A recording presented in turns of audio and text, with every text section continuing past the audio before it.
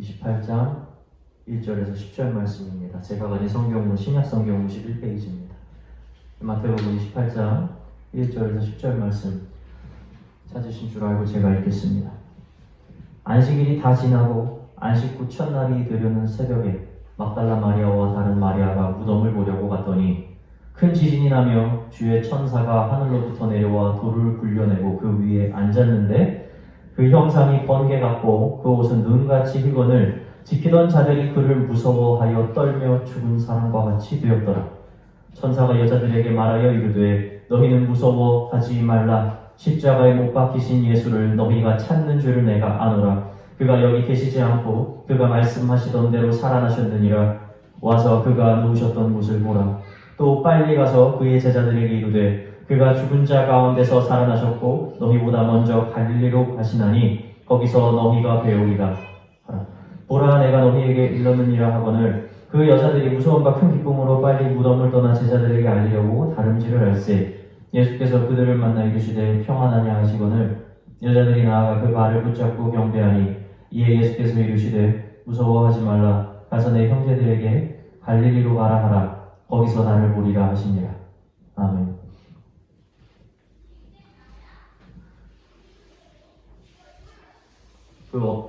어떤 TV를 보는데 가수가 이런 노래를 부르는 가사가 참 좋더라고요. 그 가사가 뭐냐면 지나간 것은 지나간 대로 그런 의미가 있죠라고 이렇게 노래를 부르더라고요. 시간을 잡는 것만큼 머릿속은 일이 없습니다. 시간은 막을 수가 없어요. 그냥 우리는 그 안에서 흘러가는 대로 모든 순간을 그냥 지나갈 볼 수밖에 없습니다. 어리석은 사람은 늘 과거를 회상하고 과거에 붙들려 살아요. 그리고 과거를 후회합니다. 그러나 아무런 도움도 되지 않고 아무런 의미가 없어요. 우리는 과거로 다시 돌아갈 수 없고 다시 과거를 바꿀 수가 없습니다. 그냥 그것은 그때 있었던 하나의 시간이고 이미 다 지나간 것이에요. 그래서 항상 과거가 좋았다고 말하는 사람들은 말에 모순이 있습니다. 지금은 행복하지 않고 과거가 좋았다. 그러나 그 말 속엔 사실 이런 의미가 있죠. 지금도 결국 나중엔 지나가서 좋았던 순간이라고 고백할 거라는 거예요. 그럼 우리에게 진짜 행복한 순간은 사실 언제죠? 바로 지금입니다. 지금 기쁨을 누리지 않는 사람은요, 과거를 바꾼다 한다 한들 기쁘지 않습니다. 미래를 자기가 원하는 대로 설계한다 한들 기쁨이 오지 않습니다. 시간이라고 하는 게 바로 그런 거예요. 하나님께서 시간을 창조하시고 그 안에서 사람들이 흘러가면서 살게 하는 하나의 원리가 있죠. 우리는 그 시간을 거스를 수는 없습니다. 그럼에도 불구하고 우리가 시간을 거스르는 방법이 있기는 하죠. 그것이 뭐냐면 시간을 창조하신 하나님의 편에 서는 거예요. 그분은 과거에 우리가 가지고 있었던 모든 후회와 회한들을 기쁨으로 바꾸실 수 있는 분입니다. 왜냐하면 시간을 창조하신 분이니까요. 하나님은 시간 속에서 존재하지 않습니다. 그분에게 하루는 천년 같아요. 천년이 하루 같으신 분이에요. 그래서 인생의 가장 기쁨과 만족을 누리는 것은 바로 그분의 편에 서서 사는 겁니다. 그러면 과거에 있었던 모든 순간들이 오늘날 나에게 가장 올바르고 가장 좋은 것이라는 고백으로 우리가 드릴 수 있어요. 그리고 기가 막히게 하나님은 그런 계획들을 만들어서 우리를 그곳에 맞게 사용하신다는 거예요. 신앙을 갖는다는 건 무슨 드라마틱한 은사를 받아서 막 겉으로 보여지는 변화가 일어나는 것이 아닙니다. 신앙이라고 하는 것은 내 지나간 모든 후회와 고통 속에서도 주님께서 나를 붙드시고 오늘날을 위해서 계셨다는 것을 믿음으로 고백드리고 지금 있는 순간을 감사할 수 있는 게 바로 신앙인 거예요. 신앙은 나 자신을 바꾸는 겁니다.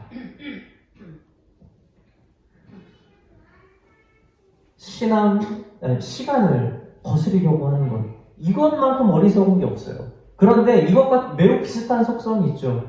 이것처럼 어리석은 게 뭔지 아십니까? 바로 이 시간을 창조하신 하나님, 우리 주님의 뜻을 거슬러서 사는 겁니다. 그분의 계획을 거슬러서 사는 것. 이것도 시간을 거스르는 만큼 매우 어리석은 일이에요. 그리고 주님은 그 자체가 존재예요. 그냥 생명입니다. 죽음이라는 게 없는 분이에요, 사실은. 모세가 처음 하나님을 대면해서 만났을 때 여기 떨기나무에서 뭘 보죠? 사그러지지 않는 불이라고 나오거든요.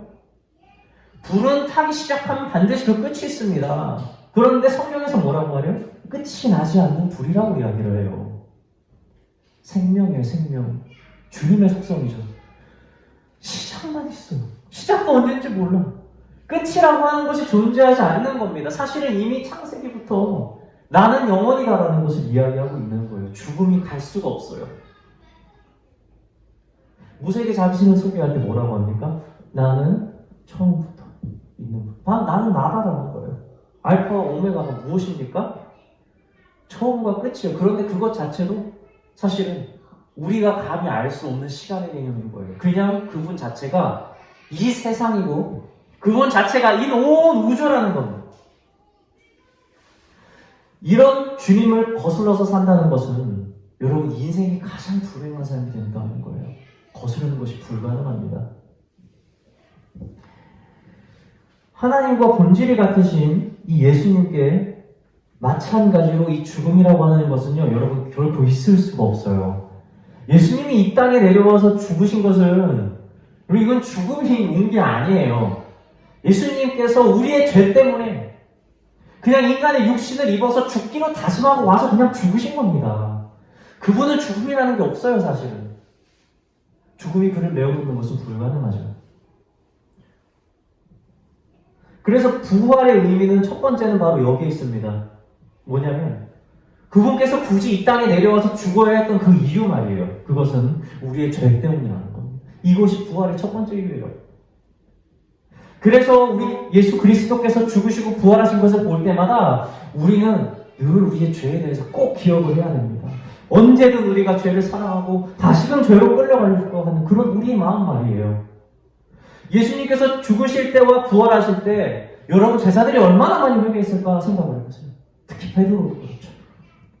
예수님 죽으실 때 그렇게 난 저 사람을 알지 못한다.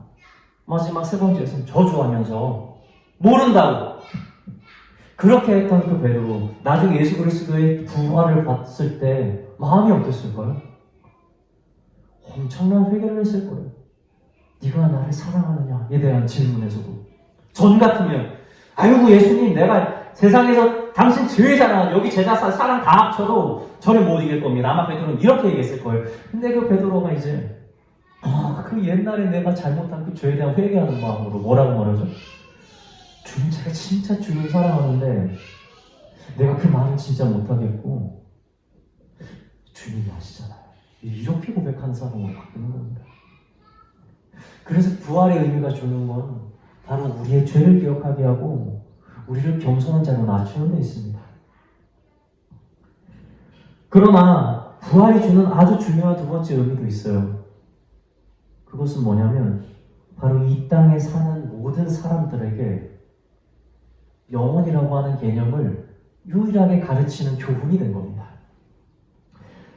제가 어렸을 때부터 게임을 되게 좋아합니다. 지금도 되게 게임에 대한 정보를 많이 찾아보고 또 몇 가지 게임을 즐기면서 하거든요. 그 중에서도 RPG 게임 같은 거 되게 좋아해요. 막 캐릭터들 키우는 건데 이런 RPG 게임을 하면 역할들이 있어요, 말 그대로.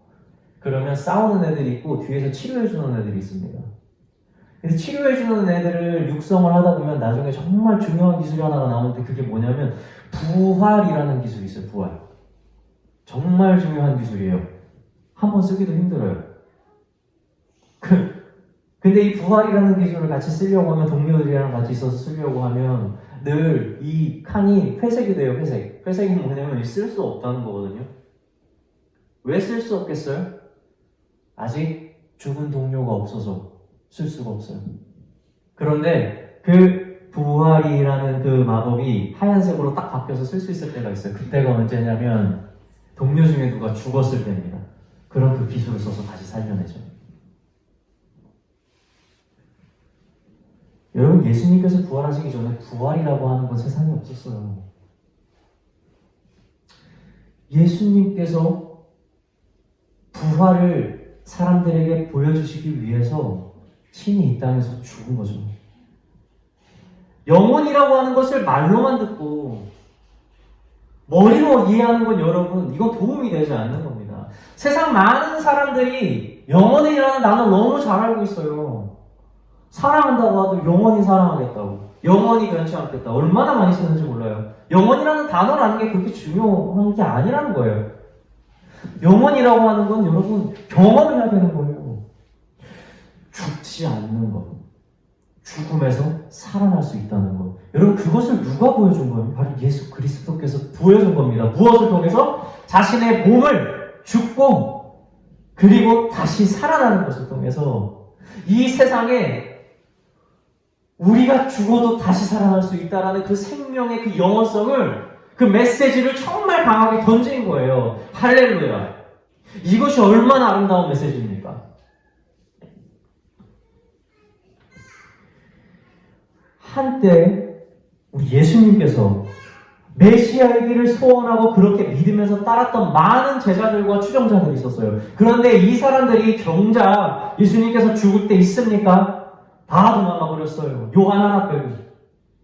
혹시라도 예수님 죽을 때 내가 잡혀갈까봐.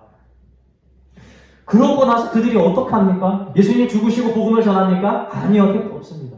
그들 모두 기가 다 죽어서 다시 자신의 일터로 모두 뿔뿔이 흩어져서 다시 돌아갑니다. 다시 배로 가는 거예요. 물고기를 잡는 일을 하는 거죠. 다시 세상으로 가는 거예요. 그런데 이 사람들이 예수님을 만납니다. 세상 사람들이 예수 그리스도의 부활이 모두 가짜라고 외치는 사람들이 그렇게 많음에도 불구하고 여러분, 예수 그리스도의 부활이 진짜인 것을 누가 증명해냅니까? 바로 그 제자들이에요. 제자들이 예수님이 돌아가시는 것이 무서워서 그렇게 벌벌 떨면서 다 흩어지고 자신의 삶으로 돌아갔던 그 제자들이 사도행전에서 어떻게 됩니까? 목숨을 바치면서 예수 그리스도를 전하는 자들입니다. 여러분, 이 계기가 어디서 왔을까요? 그냥 자기가 죽는 것도 아니야. 내 선생이 죽는 것만 봐도 무서워요. 그런데 그들이 어떻게 변하냐면 내 생명이 죽는 그 순간까지 주님을 기억하면서 끝까지 복음을 전하는 제자들이 됐어요. 어떻게 이렇게 변합니까? 어떻게 스승을 잃은 제자들이 이렇게 변할 수 있겠어요? 여러분, 부활이 진실이기 때문에 그래요. 그들이 죽음에서 살아나신 예수 그리스도를 보고 담력을 얻은 겁니다. 아, 영생이라고 하는 것이 이런 거구나. 내가 죽어도 다시 사는구나. 저 하늘나라가 진짜 있구나 라는 것을 제자들이 깨닫게 됐다는 거예요. 그래서 제자들은 자신의 생명이 다하는 날까지 예수 그리스도의 복음을, 그의 부활을, 그 가치를 끝까지 붙들고 전할 수 있었다는 사실입니다. 예수님께서는 자신의 죽음을 통해서 그 영생이 무엇인지 직접 증명을 해냈어요. 그렇다면 제자들은 그것을 어떻게 증명했습니까? 바로 자신들의 그 고난을 통해서, 그 안에서 얻는 그 기쁨을 통해서 바로 그 예수 그리스도의 부활이 진정한 가치가 있고 그것이 거짓이 아니었다는 것을 그들은 삶으로 드러냈다는 것입니다.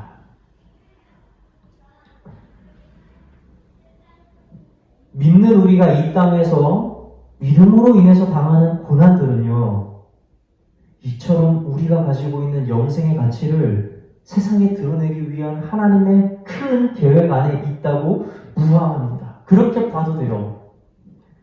예수님께서 부활을 보여주시기 위해서 일부러 죽으시고 그것을 세상 사람들에게 보이시고 그리고 다시 부활해서 세상 사람들에게 나타나신 그 과정을 통해서 영생의 가치가 무엇인지 보여줬다면 오늘날 하나님께서 그 부활의 가치가 진짜 중요하고 그것이 진짜 역사적 사실이라는 것을 드러내는 것을 누구를 통해서 하십니까? 그것을 바로 여기 앉아 계신 여러분들을 통해서 하신다는 거예요.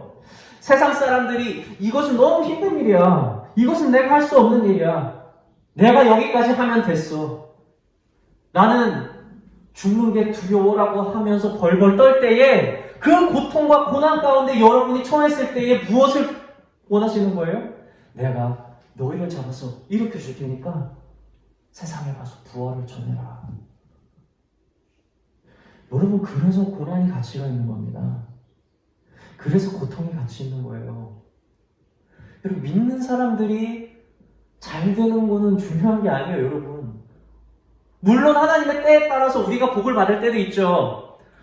누구보다 건강할 수도 있고 누구보다 물질적으로 부족하지 않을 때도 있어요. 여러분, 그런데 이건 중요한 게 아니에요. 정말 중요한 건 우리가 이겨낼 수 없는, 우리가 감당할 수 없는 그 어려움 속에서 우리 주님이 우리의 삶을 어떻게 붙드시고 그 부활의 신앙을 일으켜주는지를 통해서 세상 사람들이 여러분을 통해서 예수 그리스도를 보게 한다는 거예요. 마치 예수님께서 부활하신 것을 보고 사람들이 변했던 것처럼 우리의 삶을 통해서 사람들이 보고 변하고 부활을 경험하기를 우리 주님은 오늘도 원하고 계신다는 사실을 잊지 마시기 바랍니다. 세상 사람들은 여러분 영혼에 관심이 없어요. 항상 결혼식 같은 축제 같은 삶을 살아갑니다. 그들은 장례식이라고 하는 것을 생각하지 않죠. 비유를 해서는 그래요. 죽음이 없을 것처럼 살아가는 사람들이에요. 여러분, 이런 사람들에게 영생이라고 하는 것은 어떠한 의미도 갖지 못합니다. 그러나 죽음이 가까이 올 때에, 죽음을 가까이 할 때에, 그리고 고난과 어려움 가운데 있을 때에 비로소 무엇이 가치가 생깁니까? 죽음에서 자유를 얻는 그 삶, 영원히 사는 바로 그 삶, 그 삶이 정말 가까이 다가올 수 있다는 겁니다. 사랑하는 성도 여러분, 고난을 두려워서 벌벌 떠는 사람들 되지 마세요. 어차피 우리는 그분의 시간 가운데서, 그분의 뜻 안에서, 그분의 영생 안에서 살아갑니다. 그렇다면 우리가 할 일이 무엇이겠어요? 그것이 내 삶에서 어떻게 드러날까를 고민하는 겁니다. 저와 우리 사랑하는 성도 여러분들은 늘 고난을 딛고 그런 영생을 맛보는 사람들이, 우리 성도들이 되시길 주님의 이름으로 축원합니다. 하나님께서 다 계획을 하셨잖아요. 이 시나리오를 쓰셨잖아요. 얼마나 완벽한지 모릅니다. 너무 아름답고요. 예수님께서 이 땅에 오셨는데 예수님께서 선지자의 말을 그대로 다 이루십니다. 다시 말하면 예수님을 자세히 보면 이미 그분이 메시아라고 알 수 있는 것들을 구약에 너무 많이 두신 거예요. 예수님이 그분이구나. 시간이 지나면 알 수 있겠죠. 그리고 이 예수님이 오셨는데 그분께서 행하시는 능력이 예전 행했던 능력들, 우리가 봤던 능력들이 아니야. 이분은 매우 대단한 분이야. 이렇게 이야기를 만드셨어요. 그리고 또 이야기를 만드시죠. 이분의 능력이 대단하고 가르침이 놀라우니까 많은 무리들이 전국 각각에서 이 예수 그리스도를 한 번이라도 만나기 위해서 찾아오는 사람들로 아주 그냥 문제성실 이루는 거예요. 그러니까 서기관들, 바리새인들이 예수님을 잡아 죽이고 싶은데 죽일 수가 없어요. 고발하고 싶어도 고발을 하기 어려운 겁니다. 왜냐하면 너무 추종자가 많으니까. 하나님이 시나리오 이렇게 쓰셨어요. 왜 그랬을까요? 예수님은 비록 자신이 능력으로 이렇게 유명해지기를 원하시진 않았음에도 불구하고 어쩔 수 없어요. 그분을 많이 따르는 것. 왜냐하면 지금 무대를 만들고 있는 겁니다. 많은 사람들에게 예수 그리스도가 누군지 봐라라는 거죠. 엄청나게 많은 사람을 모으는 겁니다. 그 당시 예수님이 얼마나 뉴스거리였는지 여러분 오늘날의 뉴스거리로는 비교도 할 수가 없을 거예요. 정말 대단하신 분이었어요.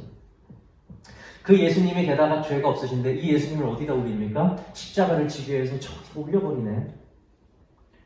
많은 사람들이 이제 궁금해서 다시 모이는 겁니다. 야, 신인데 어떻게 되는지 보자. 그 능력 있는 분이 어떻게 되는지 한번 보자.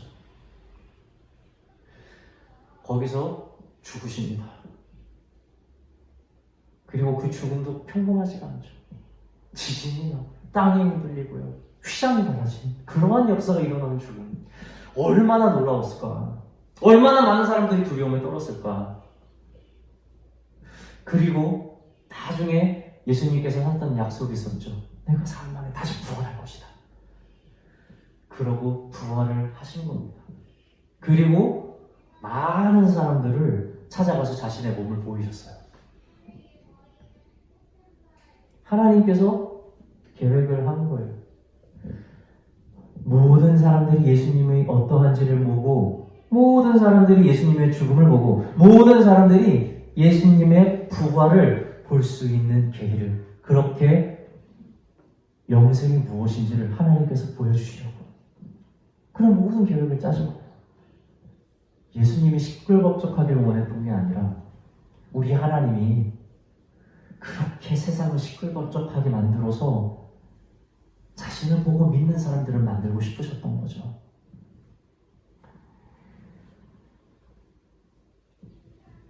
예수님의 부활이 얼마나 대단했습니까? 사람들이 예수님이 죽어서 무덤에 갔어요. 무덤에, 여기 오늘 본문에도 나오지만 여러분, 어떻게 무덤에 병사가 왜 필요합니까? 죽은 사람 무덤을 왜 지켜요? 근데 바리새인들의 서기관들이 안 거죠. 아니, 참, 예수님이 3일 만에 부활하신다고 했는데 이걸 믿은 게 아니라, 이 제자들이 시체 훔쳐간 다음에, 부활했다고 아마 주장할 것 같으니까 얘기를 하는 거예요. 빨리 이거 병사들 좀 보내가지고 우리 무덤 지킵시다. 그리고 열 수 없는 돌로 좀 막읍시다 해가지고 무덤을 그렇게 막아버린 거예요. 여러분, 앞서도 말했지만 이것이 얼마나 어리석은 일이냐면 시간을 붙들고 막으려고 하는 것과 똑같은 거예요. 어떻게 하나님의 계획을 막습니까? 예수님이 십자가에서 돌아가지 않고 진짜 능지처참 당해가지고 온 살이 찢겨 나가도 예수님은 부활하십니다. 돌무덤에 가두는 게 아니라 저 밑에 지하 100층에 가둬놔도 여러분 예수님은 부활하세요. 예수님은 막을 수가 없어요. 왜냐하면 하나님이 그렇게 계획하셨기 때문에 그렇습니다. 하나님의 시나리오가 그렇기 때문에 그런 거예요. 그것을 거슬러서 아무리 노력하고 아무리 막으려고 한다 할지라도 여러분 그것이 드러내는 것이 뭔지 아십니까? 아주 비참하게 하는 거예요. 내가 할 수 없다라는 것만 더 드러나는 겁니다. 예수님의 무덤은 아무도 열 수 없는 가장 간단한 무덤이었고 아무도 돌아갈 수 없는 무덤이었어요. 그러나 그 무덤이 증명하는 것이 무엇입니까? 아무리 인간이 하나님을 막고 아무리 인간이 예수 그리스도의 부활을 막고자 한다 할지라도 그 누구도 그분의 뜻을 막을 수가 없다는 거예요. 하나님이 그렇게 하시기로 했으니까.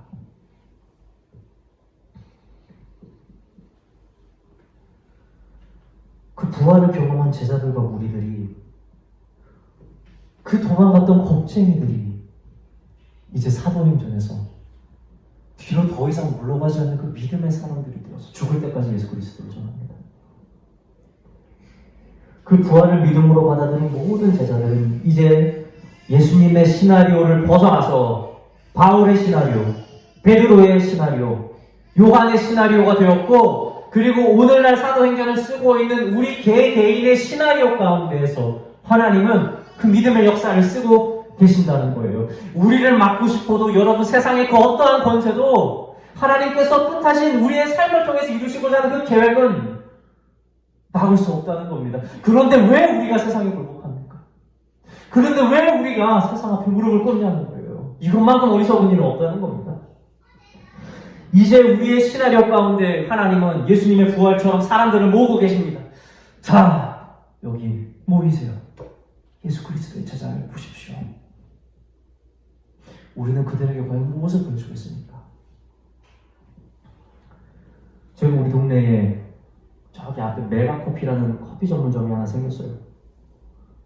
참 이 동네가 참 작은데 너무 의리의리하고 멋있더라고요. 너무 좋아 보이더라고요. 얼마 전에 제가 이제 얻어먹을 일이 생겨가지고 커피 한 잔을 탁 마셨는데 너무 맛있더라고요. 제가 딱 알게 됐어요. 여기 프랜차이즈구나, 이거 대형이구나 이런 생각이 들더라고요. 너무 좋으니까 여러 가지. 프랜차이즈가 뭡니까? 여기만 있는 게 아니라는 거예요. 본점이 어딘가에 존재한다는 거예요. 쟤는 저것만 봐도 저게 너무 좋으니까 본점이 있다는 사실을 알게 되더라고요. 사랑하는 성도 여러분, 교회가 진짜 좋으면 교회의 본점을 사람들이 봐야 돼요. 세상 사람들이. 진짜 이 교회가 좋으니까 진짜 저 천국이라고 하는 하늘나라가 있구나. 여러분들이 세상에 나와서 살면 여러분들을 통해서 예수 그리스도를 봐야 돼요. 진짜 이 사람 가운데 거하는 성령이 예수 그리스도를 증명하는구나. 저 본점이 쭉 있구나 라는 거예요. 사랑하는 성도 여러분, 마태복음 28장 18절에서 20절은 이렇게 얘기합니다. 하늘과 땅의 모든 권세를 내게 주셨으니 그러므로 너희는 가서 모든 민족을 제자로 삼아 아버지와 아들과 성령의 이름으로 세례를 베풀고 내가 너희에게 공부한 모든 것을 가르쳐 지키게 하라. 볼지어다 내가 세상 끝날까지 너희와 항상 함께 있으리라. 세상 끝날까지가 이 땅의 끝이 아닙니다. 이게 바로 영원입니다. 얼마나 힘들까?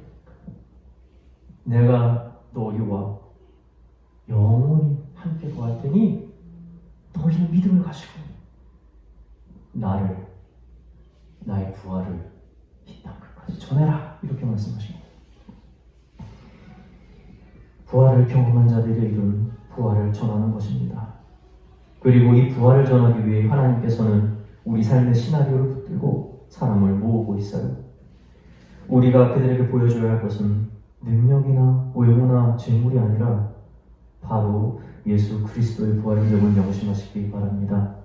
말씀을 마치겠습니다. 비록 지금은 우리가 모르지만 우리 주변에 결국 우리를 보러 오는 사람들이 있을 거예요. 그것은 하나님의 계획 안에 있습니다. 그런데 그 순간 저는 그 모든 사람들이 우리 살림교회를 보면서 우리 여러분을 보면서 저 천국을 소망하고 예수 그리스도의 부활을 바라볼 수 있는 그런 놀라운 역사가 일어나길 간절히 바랍니다. 그러한 삶을 사는 저와 여러분이 되시길 주님의 이름으로 축원합니다. 기도하겠습니다.